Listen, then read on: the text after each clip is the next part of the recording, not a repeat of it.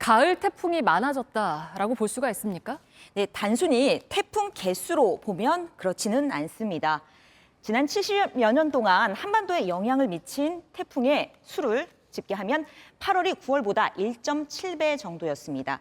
기후는 조금씩 바뀌니까 최근 30년간 수치를 따져봤는데요.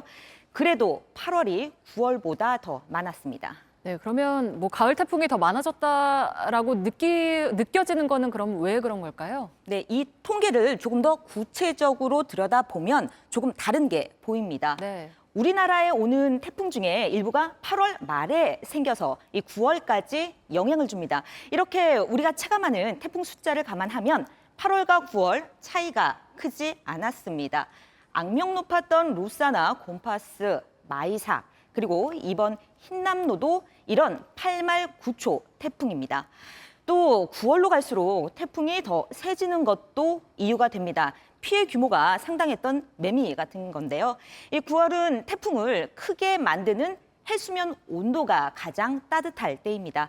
여기에 이 뜨거운 수증기와 가을에 남아하는 차가운 공기가 충돌을 하면서 더 많은 비를 뿌리고 강풍도 동반되는 것입니다. 네, 그러면 뭐 어쨌든 가을 태풍을 더 주의 깊게 봐야 할 텐데, 근데 일각에서는 우리 기상청보다 유럽 기상 정보가 더 정확하다 이런 얘기도 있던데 이건 어떻습니까? 네, 꼭 그렇지는 않습니다. 일부에서 유럽 기상청이라고 말을 좀 종종 쓰는데요.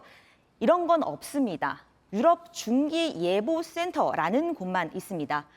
EU가 설립한 기관이고요. 여기에는 우리와 같은 예보관이 없다고 기상청이 전했습니다. 그리고 이 슈퍼컴퓨터에서 나온 수치 모델, 그러니까 각종 기상 예측치를 보여주는 곳입니다. 이 예보관이 있는 영국 기상청이나 프랑스 기상청 등과 다른 겁니다.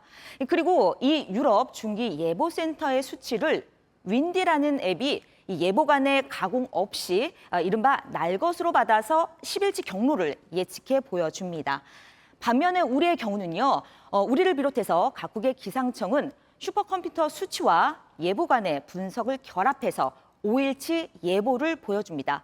과학적으로 보면 예보와 예측은 다릅니다. 이 윈디가 더 미리 예측치를 알려주는 건 맞지만 이 중간중간 더 정확한 정보를 보여주는 건 각국 기상청의 이 5일 예보라고 볼 수 있습니다. 네, 그러면 우리나라도 그 우리나라 슈퍼컴퓨터에서 나오는 단순 수치, 그러니까 수치 모델이 따로 있긴 한 거죠? 네, 있습니다. 네, 그래서 이제 기상청이 하는 예보랑 그 슈퍼컴퓨터에서 나오는 단순 수치 모델을 비교하는 게 좀 비교 대상이 아니긴 할 텐데 네. 최근의 태풍 예보들을 보면 좀 어땠습니까? 네, 12호 태풍 무이파의 경우를 좀 살펴보겠습니다.